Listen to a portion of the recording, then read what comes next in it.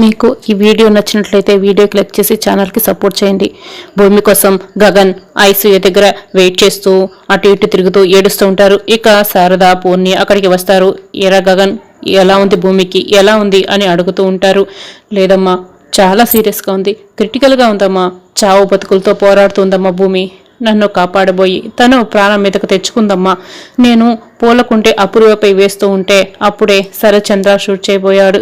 నన్ను తోసేసి ఆ బుల్లెట్ తనకే తగిలేలా చేసుకుందమ్మా అని చెప్తూ ఉంటాడు. ఇక ఏడుస్తూ ఉంటాడు. ఈ క్షణమా మరుక్షణమా అని నేను ఐసీయూలో ప్రాణంతో పోరాడుతూ ఆ ప్లేస్లో నేను ఉండాల్సింది.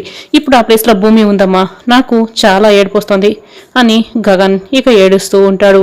ఇదంతా చెప్తూ ఉంటాడు.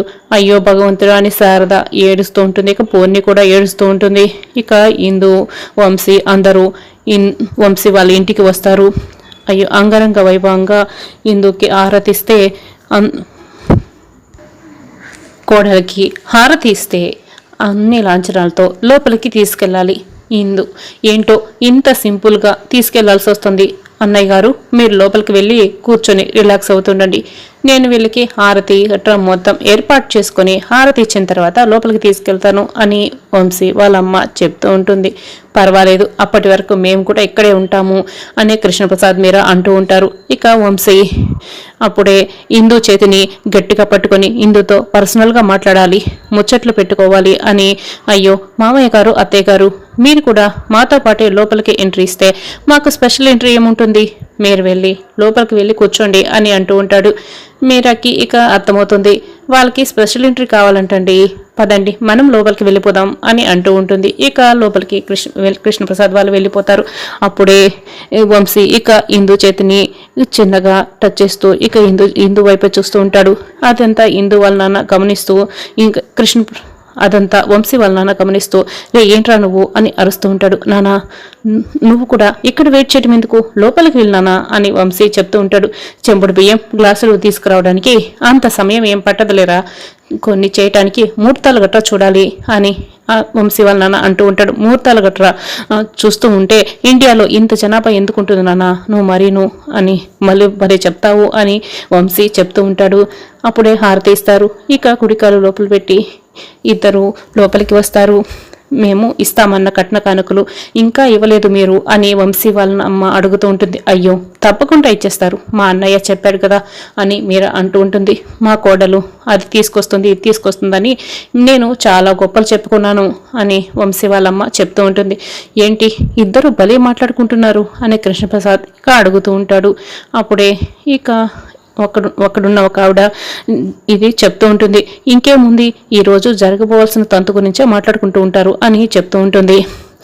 అవును కదా, ఈరోజు అదొకటి ఉంది కదా, ఆ ఏర్పాట్లు చూడండి వదిన గారు అని మీరా అంటూ ఉంటుంది. వంశీ, ఏమండి మీరు లోపలికి రండి, నేను కాఫీ తీసుకొస్తాను అని వంశీ వాళ్ళమ్మ అంటూ ఉంటుంది. ఇక ముగ్గురు లోపలికి వెళ్తారు. వాళ్ళు ఇవ్వవలసిన కట్న కానుకలు ఇచ్చే వరకు మీ ఫస్ట్ నైట్ గట్రా ఏమీ జరగవు, నువ్వు తొందరపడకు అని వంశీ వాళ్ళమ్మ అంటూ ఉంటుంది. అయ్యో అదేంటి, అదంటే చాలా కష్టమమ్మా, మీరు అత్తయ్యని మామయ్యని మేనేజ్ చేయడం చాలా కష్టమవుతుంది, వాళ్ళకి ఏం చెప్తారు అని వంశీ అడుగుతూ ఉంటాడు. లేదు, ఫస్ట్ నైట్ జరగాల్సిందే అని పట్టుబడతాడు.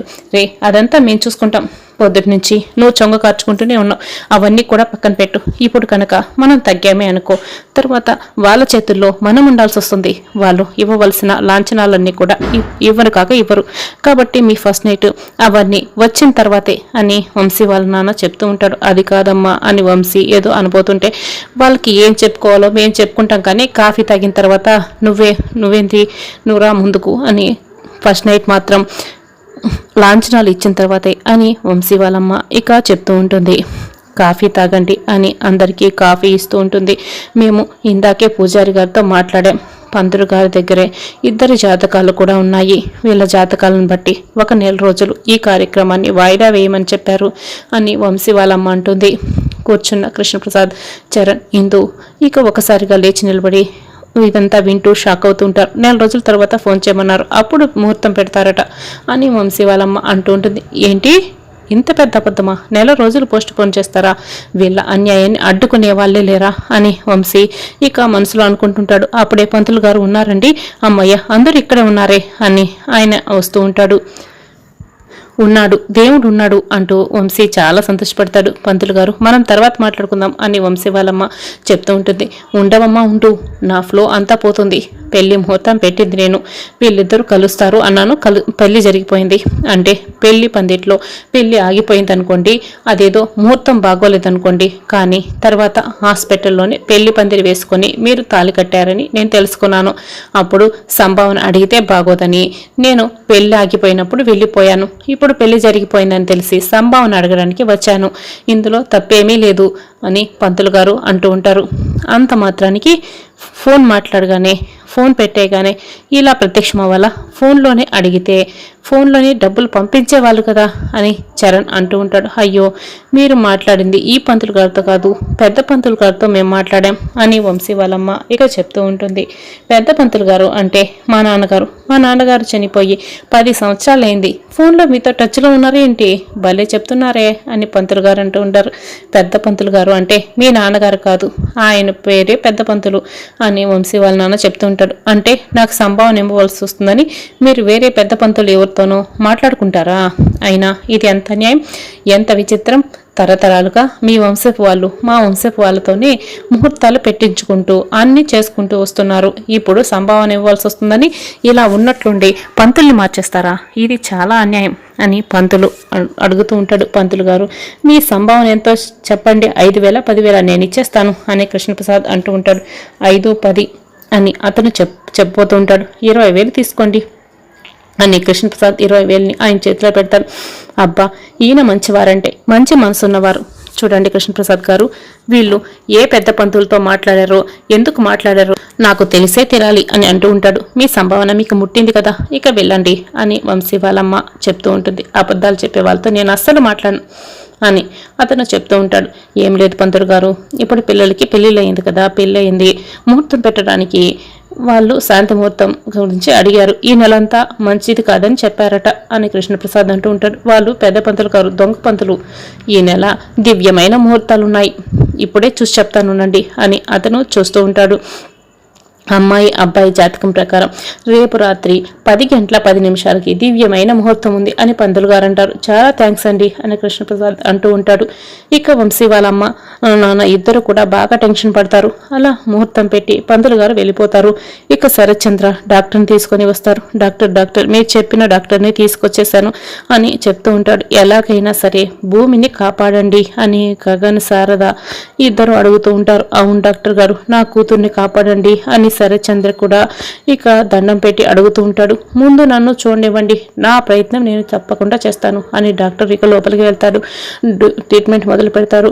ఇక కాసేపు చెక్ చేసిన తర్వాత బయటకు వచ్చి డాక్టర్ ఎలా ఉంది అని శరత్చంద్ర గగన్ డాక్టర్ని అడుగుతూ ఉంటారు. సారీ అండి, క్షమించండి, నేను ఈ ఆపరేషన్ చేయలేను అని అంటూ ఉంటాడు. అదేంటి డాక్టర్ గారు, మీరే అలా మాట్లాడితే ఎలా? నా కూతుర్ని బతికించండి, ఆపరేషన్ చేయండి అని శరత్చంద్ర గగన్ ఇద్దరు చెప్తూ ఉంటారు. చూడండి, నేను ఆపరేషన్ చేయమంటే చేస్తాను, కానీ బుల్లెట్ హార్ట్కి చాలా దగ్గరగా ప్లేస్ అయి ఉండదు. దాన్ని తీసే టైంలో గుండె ఆగిపోవచ్చు. ఆపరేషన్ చేయొచ్చు, కానీ బతికేది బతకపోవడం అనేది నా చేతిలో లేదు అని డాక్టర్ చెప్తూ ఉంటాడు. డాక్టర్ అలా అయితే ఫారిన్ తీసుకెళ్తే ఏమైనా ప్రయోజనం ఉందా? బ్రతుకుతుందా? నాకు భూమి కావాలి అని గగన్ ఇక అడుగుతూ ఏడుస్తూ ఉంటాడు. చూడండి, మీరు ఎక్కడికి తీసుకెళ్ళినా కూడా చెప్పేది ఇదే అని డాక్టర్ అంటూ ఉంటాడు. ఇక ఆలస్యమయ్యే కొద్దికి తన పరిస్థితి చాలా సీరియస్ అవుతుంది అని డాక్టర్ అంటూ ఉంటాడు. నా కూతుర్ని బ్రతికించండి డాక్టర్, బ్రతికించండి అని శరత్చంద్ర ఇక ఏడుస్తూ అడుగుతూ ఉంటాడు. చూడండి, నేను ఆపరేషన్ అయితే చేస్తాను, మిగతాదంతా ఆ దేవుడి చేతిలోనే ఉంది అని డాక్టర్ మళ్ళీ లోపలికి వస్తారు. ఆపరేషన్ థియేటర్లోకి వస్తారు. ఇక రే గగన్, భూమికి ఏం కాదురా అని గగన్ని ఏడవద్దని శారద చెప్తూ ఉంటుంది. డాక్టర్ కాపాడుతాడు, దేవుడు కూడా కాపాడుతాడు రా అని శారద ఇక గగన్కి ధైర్యం చెప్తూ ఉంటుంది.